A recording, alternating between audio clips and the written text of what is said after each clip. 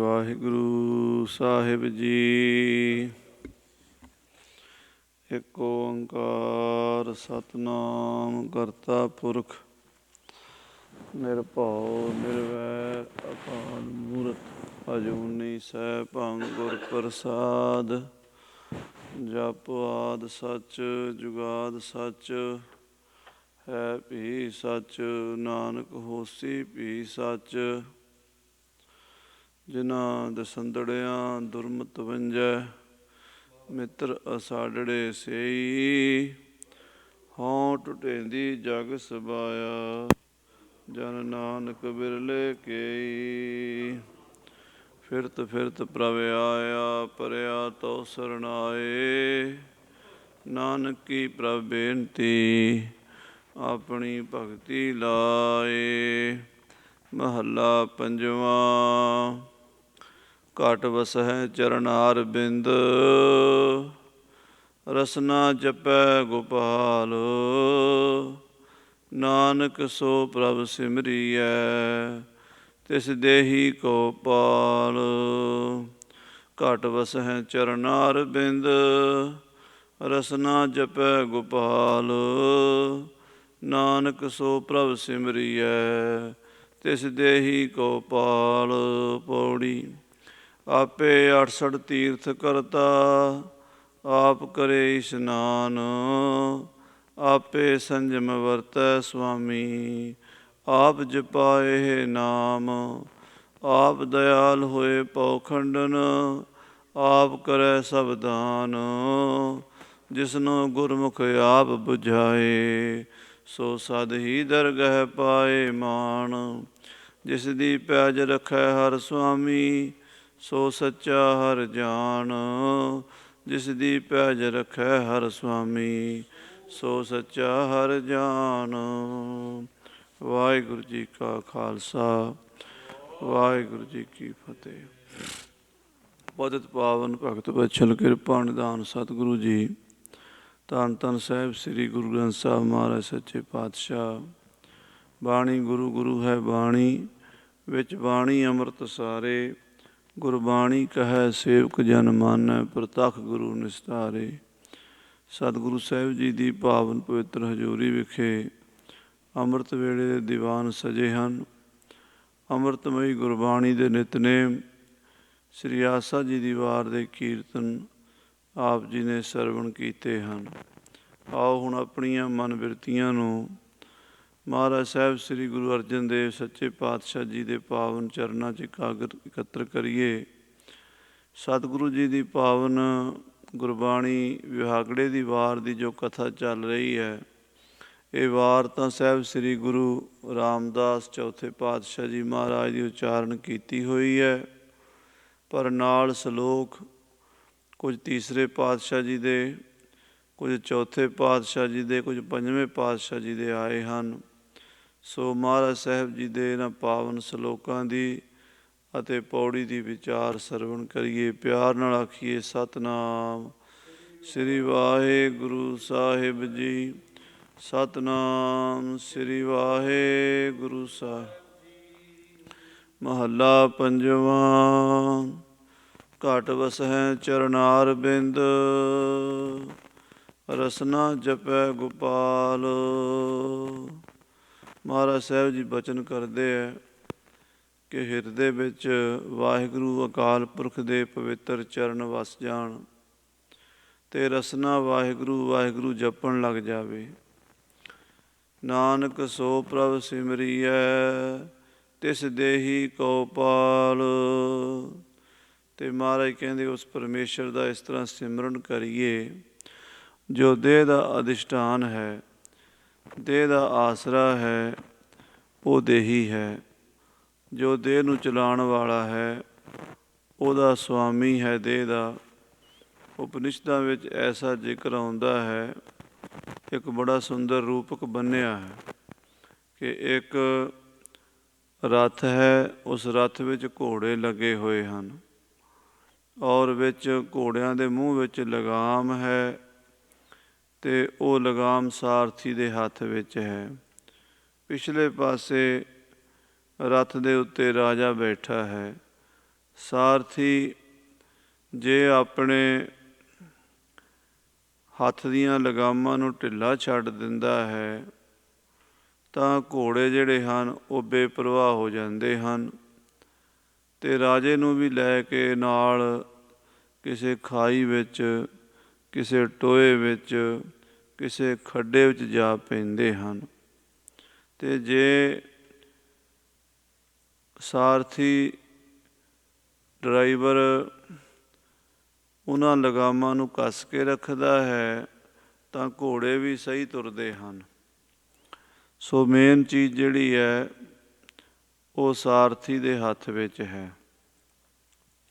ਸੋ ਸਾਧ ਸੰਗਤ ਜੀ, ਸਾਰਥੀ ਕੌਣ ਹੈ? ਸਾਰਥੀ ਸਾਡਾ ਅੰਤःਕਰਨ, ਮਨ, ਬੁੱਧੀ, ਚੇਤਾ, ਅਹੰਕਾਰ ਜਿਸ ਨੂੰ ਕਹਿੰਦੇ ਆ, ਉਹ ਬੁੱਧੀ ਰੂਪੀ ਸਾਰਥੀ ਹੈ, ਡਰਾਈਵਰ ਹੈ।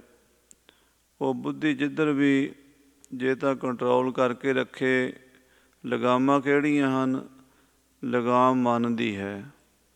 ਜੇ ਬੁੱਧੀ ਮਨ ਨੂੰ ਕੰਟਰੋਲ 'ਚ ਕਰਕੇ ਰੱਖੇ, ਖਿੱਚ ਕੇ ਰੱਖੇ, ਤਾਂ ਜਿਹੜੀਆਂ ਇੰਦਰੀਆਂ ਰੂਪੀ ਘੋੜੇ ਹਨ, ਅੱਖਾਂ, ਕੰਨ, ਨਾਸਕਾ, ਚਮੜੀ, ਰਸਨਾ, ਇਹ ਪੰਜ ਤਾਂ ਹਨ ਗਿਆਨ ਇੰਦਰੀ, ਪੰਜ ਹੀ ਕਰਮ ਇੰਦਰੀ ਹਨ। ਇਹਨਾਂ ਗਿਆਨ ਇੰਦਰੀਆਂ ਨੂੰ, ਕਰਮ ਇੰਦਰੀਆਂ ਨੂੰ ਘੋੜੇ ਸਮਝ ਲਓ। ਸਰੀਰ ਰੂਪੀ ਰੱਥ ਹੈ, ਔਰ ਜਿਹੜੀ ਘੋੜਿਆਂ ਦੇ ਮੂੰਹ 'ਚ ਲਗਾਮ ਹੈ ਉਹ ਬੁੱਧੀ ਹੈ, ਔਰ ਮਨ ਹੈ, ਔਰ ਜਿਹੜਾ ਸਾਰਥੀ ਹੈ ਉਹ ਬੁੱਧੀ ਹੈ। ਜੇ ਬੁੱਧੀ ਮਨ ਨੂੰ ਢਿੱਲਾ ਛੱਡ ਦੇਵੇ ਅਤੇ ਇੰਦਰੀਆਂ ਦੇ ਘੋੜੇ ਵਾਹ ਦਾ ਹੀ ਭੱਜਣ ਲੱਗ ਜਾਂਦੇ ਹਨ। ਨੇਤਰ ਪਰਾਏ ਰੂਪ ਨੂੰ, ਔਰ ਰਸਨਾ ਰਸ ਨੂੰ, ਕੰਨ ਸ਼ਬਦ ਨੂੰ ਗ੍ਰਹਿਣ ਕਰਦੇ ਹਨ। ਔਰ ਜਦੋਂ ਇਹ ਉਜੜ ਪੈ ਜਾਂਦੇ ਹਨ ਅਤੇ ਪਿੱਛੇ ਬੈਠਾ ਹੋਇਆ ਰਾਜਾ ਵੀ ਪਰੇਸ਼ਾਨ ਹੁੰਦਾ ਹੈ, ਉਹ ਵੀ ਖੱਡਿਆਂ ਵਿੱਚ, ਟੋਇਆਂ ਵਿੱਚ ਨਾਲ ਹੀ ਘੜੀਸਿਆ ਜਾਂਦਾ ਹੈ।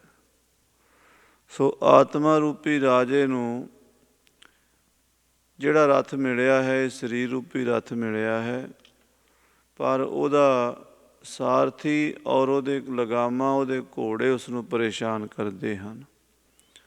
ਸੋ ਮੇਨ ਜਿਹੜਾ ਰੱਥ ਦਾ ਮਾਲਕ ਹੈ ਉਸ ਨੂੰ ਦੇਹੀ ਕਿਹਾ ਗਿਆ ਹੈ, ਜੋ ਦੇਹ ਦਾ ਮਾਲਕ ਹੈ। ਦੇਹ ਦਾ ਅਰਥ ਪਹਿਲਾਂ ਵੀ ਆਪਾਂ ਕਰ ਚੁੱਕੇ ਹਾਂ ਇਸ ਸ਼ਲੋਕ ਦਾ। ਜਿਸ ਦਾ ਦਾਹ ਹੋ ਸਕਦਾ ਹੋਵੇ ਉਸ ਨੂੰ ਦੇਹ ਕਹਿੰਦੇ ਹਨ। ਦੇਹ ਸ਼ਬਦ ਦਾ ਜੋ ਤੁਸੀਂ ਕੋਸ਼ਗਤ ਅਰਥ ਵੇਖੋਗੇ ਤਾਂ ਉਹ ਇਹੀ ਮਿਲੇਗਾ, ਜਿਸ ਚੀਜ਼ ਦਾ ਦਾਹ ਹੋ ਸਕਦਾ ਹੈ, ਸਾੜੀ ਜਾ ਸਕਦੀ ਹੈ, ਸੜ ਜਾਂਦੀ, ਭਾਵੇਂ ਉਹ ਕਬਰ 'ਚ ਸੜੇ ਅਤੇ ਭਾਵੇਂ ਉਹ ਚਿਤਾ ਵਿੱਚ ਸੜੇ, ਸੜ ਜਾਂਦੀ ਹੈ, ਔਰ ਰੋਜ਼ ਬਦਲਦੀ ਹੈ, ਪਰਿਵਰਤਨਸ਼ੀਲ ਹੈ। ਸੜਦੀ ਸੜਦੀ ਬਚਪਨ ਤਾਂ ਸੜ ਗਿਆ, ਜਵਾਨੀ ਵੀ ਸੜ ਗਈ, ਬੁਢੇਪਾ ਵੀ ਸੜ ਜਾਣਾ ਹੈ।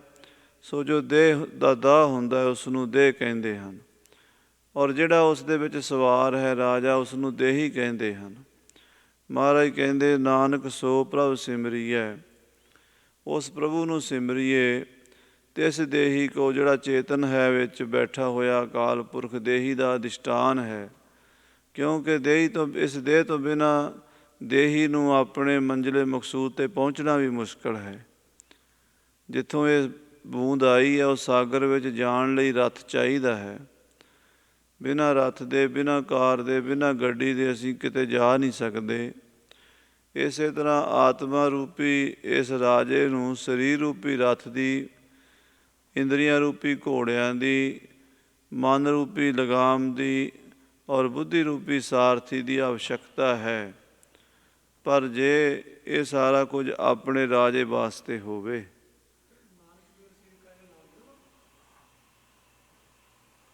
ਜੇ ਆਪਣੇ ਵਾਸਤੇ, ਰਾਜੇ ਦੇ ਵਾਸਤੇ ਉਹ ਕੀਤਾ ਜਾਵੇ, ਜਿਹੜਾ ਰਾਜਾ ਵਿੱਚ ਰਾਜ ਕਰ ਰਿਹਾ, ਬੈਠਾ ਹੋਇਆ, ਜੇ ਉਹਨੂੰ ਪਰੇਸ਼ਾਨ ਕਰਨਾ, ਫਿਰ ਰੱਥ ਦਾ ਕੋਈ ਲਾਭ ਨਹੀਂ। ਉਹ ਜਿਹੜਾ ਬਚਨ ਮਹਾਰਾਜ ਸਾਹਿਬ ਜੀ ਨੇ ਕੀਤਾ ਹੈ ਸ੍ਰੀ ਆਸਾ ਜੀ ਦੀ ਵਾਰ ਵਿੱਚ, ਨਾਨਕ ਮੇਰ ਸਰੀਰ ਕਾ ਇੱਕ ਰਥ ਵਾਹੋ, ਉਹ ਭਾਈ ਗੁਰਦਾਸ ਜੀ ਨੇ ਵੀ ਬਚਨ ਲਿਖਿਆ ਹੈ, ਜੁਗ ਜੁਗ ਮੇਰ ਸਰੀਰ ਕਾ ਬਾਸਨਾ ਬੱਧਾ ਆਵੇ ਜਾਵੇ। ਸੋ ਇੱਕੋ ਹੀ ਦਰਖਤ 'ਤੇ ਦੋ ਪੰਛੀ ਬੈਠੇ ਹੁੰਦੇ ਹਨ। ਇੱਕ ਪੰਛੀ ਹੈ ਜਿਹੜਾ ਅਸੰਗ ਹੈ, ਦੂਸਰਾ ਜਿਹੜਾ ਫਲ ਖਾਂਦਾ ਹੈ। ਉਹ ਜਿਹੜਾ ਜੀਵ ਆਤਮਾ ਹੈ ਉਹ ਕਰਤਾ ਭੋਗਤਾ ਬਣਦਾ ਹੈ। ਜਿਹੜਾ ਵਾਹਿਗੁਰੂ ਪਰਮਾਤਮਾ ਦੀ ਜੋਤ ਆਤਮਾ ਜਿਹਦੀ ਸੱਤਾ ਨਾਲ ਜੀਵ ਆਤਮਾ ਬਣੀ ਹੈ ਉਹ ਅਸੰਗ ਹੈ, ਉਹ ਨਿਰਵਿਕਾਰ ਹੈ, ਨਿਰਵਿਕਲਪ ਹੈ। ਤੋ ਇੱਕ ਰਥ ਇੱਕ ਰਥਵਾਹੋ, ਇੱਕ ਇਹ ਸਰੀਰ ਰੂਪੀ ਰਥ ਹੈ ਅਤੇ ਅੰਤःਕਰਨ ਜੀਵ ਰੂਪੀ, ਕਿਉਂਕਿ ਇਕੱਲਾ ਮਨ ਨਹੀਂ, ਬੁੱਧੀ ਵੀ ਚੇਤਾ ਵੀ, ਜਿਹਨੂੰ ਸੂਖਸ਼ਮ ਸਰੀਰ ਕਹਿੰਦੇ ਹਨ, ਅਧਿਸ਼ਠਾਨ ਆਤਮਾ ਦੇ ਸਹਿਤ ਉਹ ਜੀਵ ਬਣਿਆ ਹੋਇਆ ਹੈ। ਉਹ ਇਸ ਦੇ ਵਿੱਚ ਆਉਂਦਾ ਜਾਂਦਾ ਜੰਮਦਾ ਮਰਦਾ ਹੈ, ਵਾਸ਼ਨਾ ਬੱਧਾ ਆਵੇ ਜਾਵੇ। ਮਹਾਰਾਜ ਸੱਚੇ ਪਾਤਸ਼ਾਹ ਜੀ ਕਹਿੰਦੇ ਨਾਨਕ ਸੋ ਪ੍ਰਭ ਸਿਮਰੀਐ। ਉਹ ਜਿਹੜਾ ਅਸੰਗ ਹੈ ਉਸ ਨੂੰ ਚੇਤੇ ਕਰਨਾ ਹੈ। ਜਿਹੜਾ ਲਿਬੜਿਆ ਹੋਇਆ ਉਹਨੇ ਉਹ ਮੁਕਤੀ ਚਾਹੁੰਦਾ। ਉਹ ਜਿਹੜਾ ਪੰਛੀ ਫਲ ਖਾ ਰਿਹਾ ਔਰ ਭੋਗ ਰਿਹਾ ਉਹ ਚਾਹੁੰਦਾ ਵੀ ਮੈਂ ਵੀ ਅਸੰਗ ਹੋਵਾਂ ਤਾਂ ਹੀ ਮੁਕਤ ਹੋਵੇਗਾ। ਜਿੰਨਾ ਚਿਰ ਅਸੰਗ ਹੁੰਦਾ ਨਹੀਂ ਉਹਨਾਂ ਚਿਰ ਉਸ ਨੂੰ ਸਿਮਰਨ ਕਰਨਾ ਪਏਗਾ, ਭਗਤੀ ਕਰਨੀ ਪਏਗੀ ਅਤੇ ਉਸ ਦੇਹੀ ਨੂੰ ਜਿਹੜਾ ਅਧਿਸ਼ਠਾਨ ਆਸਰਾ ਹੈ ਆਤਮਾ ਰੂਪ ਪਰਮਾਤਮਾ ਰੂਪ, ਉਸ ਨੂੰ ਪ੍ਰਾਪਤ ਕਰਨ ਲਈ ਯਤਨ ਕਰਨਾ ਪਏਗਾ। ਸੋ ਇਹ ਸਰੀਰ ਵੀ ਪਾਲਣਾ ਪੈਂਦਾ ਹੈ, ਜਿਹਦਾ ਅਰਥ ਦੇਹੀ ਦਾ ਦੇਹ ਵੀ ਕਰਦੇ ਹਾਂ ਤਾਂ ਵੀ, ਕਿਉਂਕਿ ਇਸ ਨੂੰ ਪ੍ਰਸ਼ਾਦਾ ਪਾਣੀ ਜਲ ਪਾਣੀ ਛਕਾਉਣਾ ਪੈਂਦਾ। 3.5 ਮਣ ਦੇਹੋਰੀ ਚੱਲੇ ਪਾਣੀ ਹਨ। ਇਹ ਸਰੀਰ ਵੀ ਇਸੇ ਤਰ੍ਹਾਂ ਹੀ ਚੱਲਦਾ ਹੈ, ਪਰ ਨਿਸ਼ਾਨਾ ਇਹ ਨਹੀਂ ਹੈ। ਨਿਸ਼ਾਨਾ ਉਸ ਅਕਾਲ ਪੁਰਖ ਦੀ ਪ੍ਰਾਪਤੀ ਹੈ। ਪੌੜੀ ਆਪੇ 68 ਤੀਰਥ ਕਰਤਾ, ਆਪ ਹੀ ਪਰਮੇਸ਼ਰ ਵਾਹਿਗੁਰੂ 68 ਤੀਰਥ ਬਣਿਆ ਹੋਇਆ ਹੈ, ਕਿਉਂਕਿ ਸਾਰਾ ਕੁਛ ਆਪ ਹੈ। ਸ੍ਰੀ ਗੁਰੂ ਗੋਬਿੰਦ ਸਿੰਘ ਸਾਹਿਬ ਜੀ ਮਹਾਰਾਜ ਨੇ ਆਪਣੀ ਬਾਣੀ ਵਿੱਚ ਅਕਾਲ ਪੁਰਖ ਦੀ ਉਸਤਤ ਕੀਤੀ ਹੈ, ਉਹਦਾ ਸਰੂਪ ਬੜਾ ਡੂੰਘਾ ਬਿਆਨ ਕੀਤਾ। ਸਾਰਾ ਕੁਛ ਆਪ ਹੀ ਹੈ, ਆਪ ਹੀ ਜਲ ਥਲ ਮਹੀਲ ਅਤੇ ਆਪ ਹੀ ਉਹਦੇ ਵਿੱਚ ਵਿਰਾਜਮਾਨ ਹੈ। ਆਮ ਸ੍ਰਿਸ਼ਟੀ ਦੇ ਲੋਕ ਜਿਹੜੇ ਅਗਿਆਨੀ ਜੀਵ ਹਨ ਉਹ ਇਹ ਸਮਝਦੇ ਹਨ ਪਰਮਾਤਮਾ ਨੇ ਸਰੀਰ ਬਣਾਇਆ, ਸੰਸਾਰ ਬਣਾਇਆ, ਪਰ ਆਪ ਵਿੱਚ ਨਹੀਂ, ਉਹ ਕਿਤੇ ਹੋਰ ਹੈ। ਉਹ ਇੱਦਾਂ ਹੀ ਸਮਝਦੇ ਆ ਜਿਵੇਂ, ਕਿਉਂਕਿ ਸਾਡਾ ਤਜਰਬਾ ਇਹ ਹੈ ਵੀ ਘੜਾ ਬਣ ਗਿਆ ਮਿੱਟੀ ਤੋਂ ਅਤੇ ਬਣਾਉਣ ਵਾਲਾ ਘੁਮਿਆਰ ਤਾਂ ਵਿੱਚ ਨਹੀਂ ਵੜ ਗਿਆ, ਅਤੇ ਜਾਂ ਮਕਾਨ ਬਣ ਗਿਆ ਅਤੇ ਮਿਸਤਰੀ ਤਾਂ ਵਿੱਚ ਨਹੀਂ ਬੈਠਾ, ਮਿਸਤਰੀ ਤਾਂ ਬਣਾ ਕੇ ਚਲਾ ਗਿਆ। ਅਸੀਂ ਇਹ ਅਨੁਭਵ ਕਰਦੇ ਹਾਂ, ਪਰ ਅਕਾਲ ਪੁਰਖ ਦੀ ਵਾਹਿਗੁਰੂ ਦੀ ਜਿਹੜੀ ਖੇਡ ਹੈ ਉਹ ਇਸ ਤਰ੍ਹਾਂ ਦੀ ਨਹੀਂ ਹੈ। ਵਾਹਿਗੁਰੂ ਨੇ ਸ੍ਰਿਸ਼ਟੀ ਬਣਾਈ ਹੈ, ਪਸਾਰਾ ਪਸਾਰਿਆ ਹੈ ਔਰ ਇਸ ਪਸਾਰੇ ਵਿੱਚ ਆਪ ਪਸਰਿਆ ਹੈ, ਆਪ ਵਿਰਾਜਮਾਨ ਹੈ। ਜਲ ਥਲ ਮਹੀਲ ਪੂਰਿਆ, ਸੁਆਮੀ ਸਿਰਜਣਹਾਰ, ਅਨੇਕ ਭਾਂਤ ਹੋਏ ਪਸਰਿਆ, ਨਾਨਕ ਏਕ ਓਂਕਾਰ। ਆਪ ਹੀ ਜਲ ਥਲ ਮਹੀਲ ਆਕਾਸ਼ ਜਲ ਥਲ ਵਿੱਚ ਪਰਮਾਤਮਾ ਵਿਆਪਕ ਹੈ। ਉਸ ਅਕਾਲ ਪੁਰਖ ਨਿਰੰਕਾਰ ਵਾਹਿਗੁਰੂ ਪਰਮੇਸ਼ਰ ਜੋਤੀ ਸਰੂਪ ਦੀ ਇਹ ਖੇਡ ਬੜੀ ਅਸਚਰਜ ਖੇਡ ਹੈ ਵੀ ਆਪਣੀ ਬਣਾਈ ਹੋਈ ਚੀਜ਼ ਦੇ ਵਿੱਚ ਆ ਬੈਠਾ ਹੈ। ਐਸੀ ਕੋਈ ਐਗਜੈਂਪਲ, ਇੱਕੋ ਹੀ ਐਗਜੈਂਪਲ ਸੰਸਾਰ ਵਿੱਚ ਮਿਲਦੀ ਹੈ, ਜਿਸ ਨੂੰ ਅੰਗਰੇਜ਼ੀ 'ਚ ਸਪਾਈਡਰ ਕਹਿੰਦੇ ਹਨ, ਪੰਜਾਬੀ 'ਚ ਮੱਕੜੀ ਕਹਿੰਦੇ ਹਨ। ਉਹ ਮੱਕੜੀ ਜਿਹੜੀ ਹੈ ਉਹ ਆਪਣੇ ਵਿੱਚੋਂ ਹੀ ਜਾਲਾ ਕੱਢ ਕੇ ਆਪ ਹੀ ਬੁਣਦੀ ਹੈ, ਸਾਰਾ ਮਟੀਰੀਅਲ ਵੀ ਆਪਣੇ ਅੰਦਰੋਂ ਪ੍ਰਗਟ ਕਰਦੀ ਹੈ ਅਤੇ ਆਪ ਉਸ ਨੂੰ ਬੁਣਦੀ ਹੈ ਅਤੇ ਆਪ ਹੀ ਉਹਦੇ ਵਿੱਚ ਰਹਿੰਦੀ ਹੈ। ਇਸ ਤਰ੍ਹਾਂ ਵਾਹਿਗੁਰੂ ਪਰਮੇਸ਼ਰ ਨੇ ਇਹ ਸੰਸਾਰ ਦਾ ਜਾਲ ਪਸਾਰਿਆ ਹੈ। ਮਹਾਰਾਜ ਸੱਚੇ ਪਾਤਸ਼ਾਹ ਜੀ ਗੁਰੂ ਗੋਬਿੰਦ ਸਿੰਘ ਸਾਹਿਬ ਜੀ ਦੇ ਬਚਨ ਹਨ, ਸਾਤੋਂ ਆਕਾਸ਼ ਸਾਤੋਂ ਪਾਤਾਲ, ਬਿਥਰਿਓ ਅਦ੍ਰਿਸ਼ਟ ਜੇ ਕਰਮ ਜਾਰ।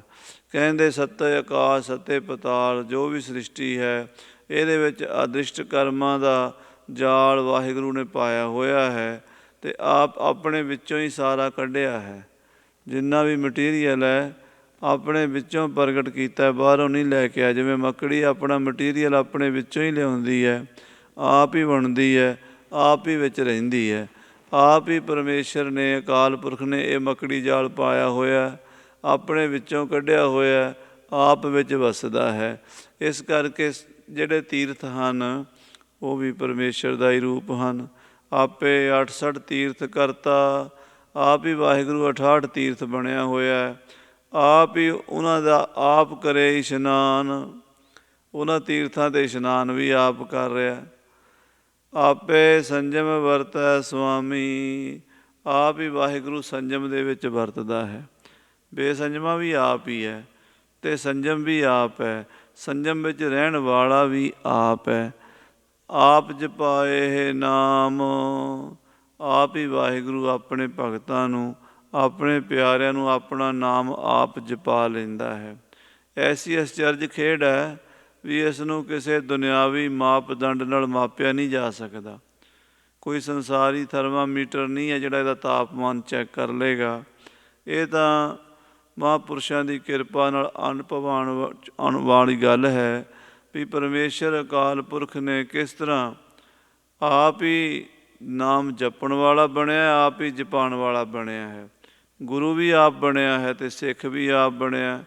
ਆਪੇ ਗੁਰ ਚੇਲਾ ਹੈ ਆਪੇ ਹਰ ਪ੍ਰਭ ਚੋਜ ਵਿਡਾਣੀ। ਆਪ ਦਇਆਲ ਹੋਏ ਭਉ ਖੰਡਨ, ਆਪ ਕਰੈ ਸਭ ਦਾਨ।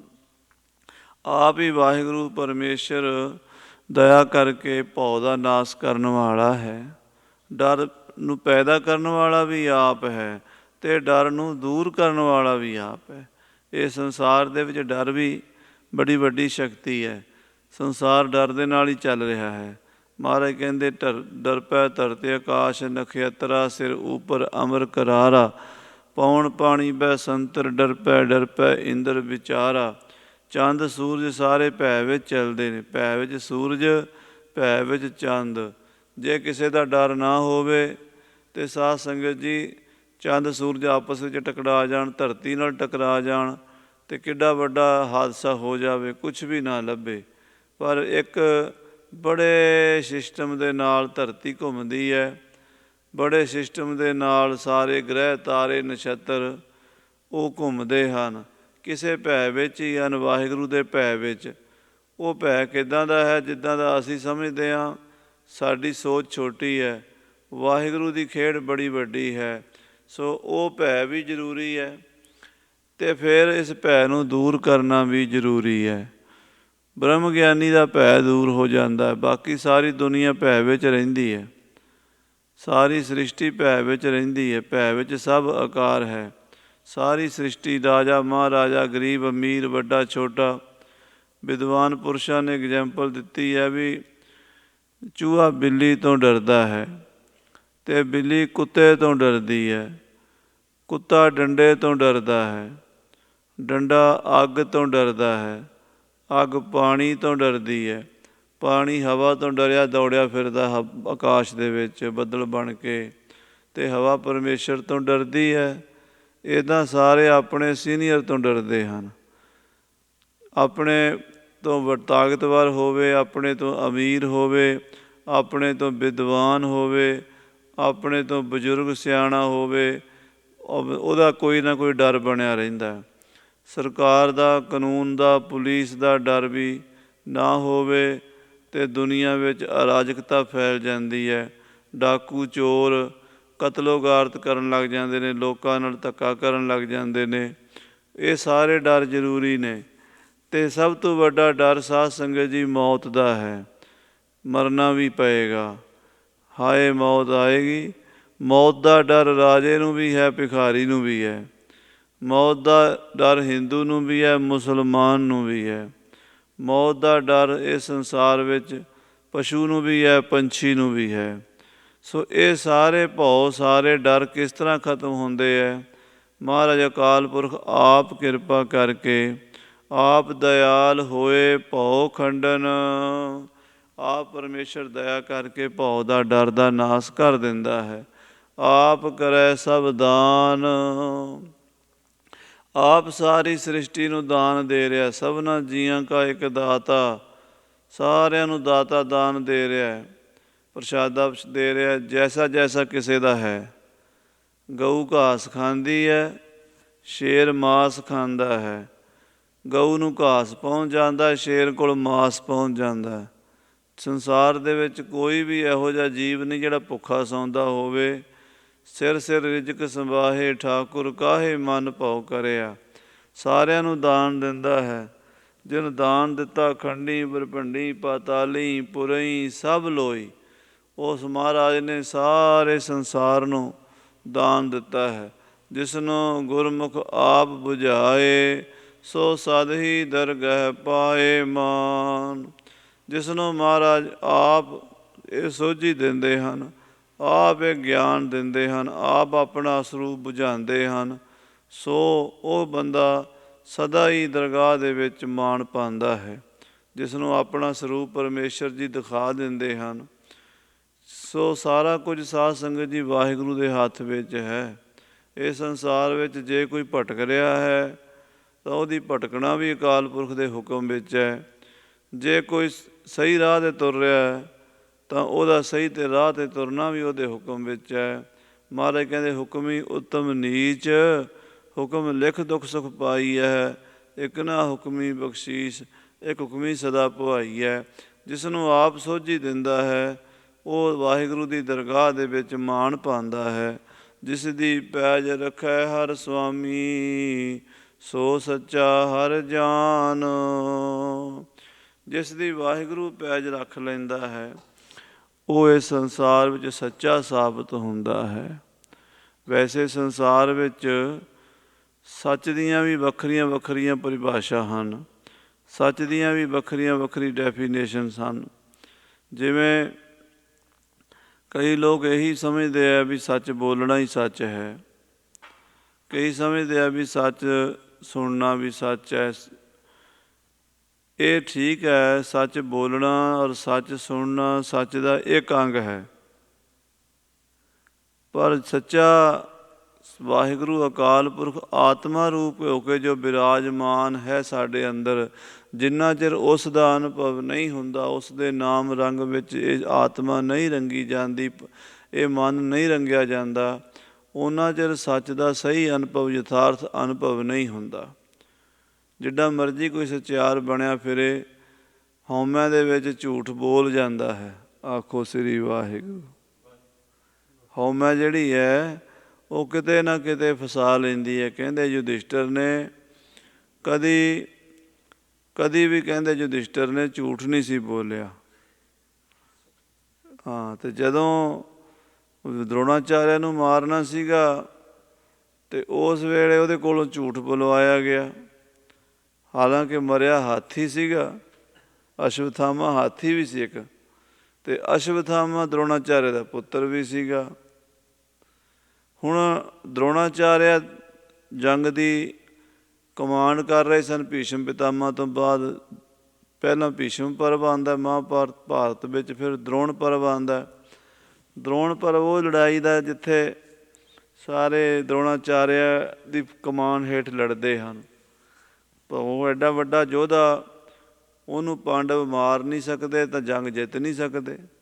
ਨਾਲ ਇਹਨਾਂ ਦਾ ਗੁਰੂ ਵੀ ਸੀ ਉਹ। ਤਾਂ ਕਹਿੰਦੇ ਵੀ ਉਹਨੂੰ ਮਾਰਨਾ ਕਿਹੜਾ ਸੌਖਾ, ਕਿਵੇਂ ਕਰੀਏ? ਕਹਿੰਦੇ ਇੱਕੋ ਹੀ ਹੈ ਵੀ ਉਹਦਾ ਮਨੋਬਲ ਤੋੜਿਆ ਜਾਵੇ।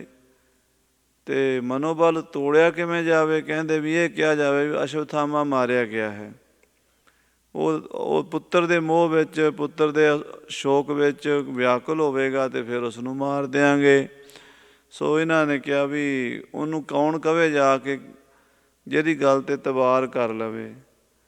ਉਹ ਕਹਿੰਦੇ ਵੀ ਉਹਨੂੰ ਪਤਾ ਹੈ ਵੀ ਉਹਦਾ ਚੇਲਾ ਯੁਧਿਸ਼ਟਰ ਝੂਠ ਨਹੀਂ ਬੋਲਦਾ, ਸੱਚ ਬੋਲਦਾ, ਅਤੇ ਇਹਦੇ ਕੋਲੋਂ ਆਪਾਂ ਬੁਲਵਾ ਦਈਏ। ਕਹਿੰਦੇ ਇਹਨੇ ਬੋਲਣਾ ਨਹੀਂ। ਤਾਂ ਉਹਨਾਂ ਨੇ ਆਖਿਆ ਬਈ ਉਹ ਮਾਰ ਦਿੱਤਾ ਜਾ ਕੇ ਹਾਥੀ, ਅਸ਼ਵਥਾਮਾ ਹਾਥੀ ਮਾਰਤਾ, ਅਤੇ ਉਹਨੂੰ ਕਹਿ ਤਾ ਵੀ ਅਸ਼ਵਥਾਮਾ ਮਾਰਿਆ ਗਿਆ। ਉਹ ਕਹਿੰਦਾ ਅਸ਼ਵਥਾਮਾ ਮਾਰਿਆ ਗਿਆ?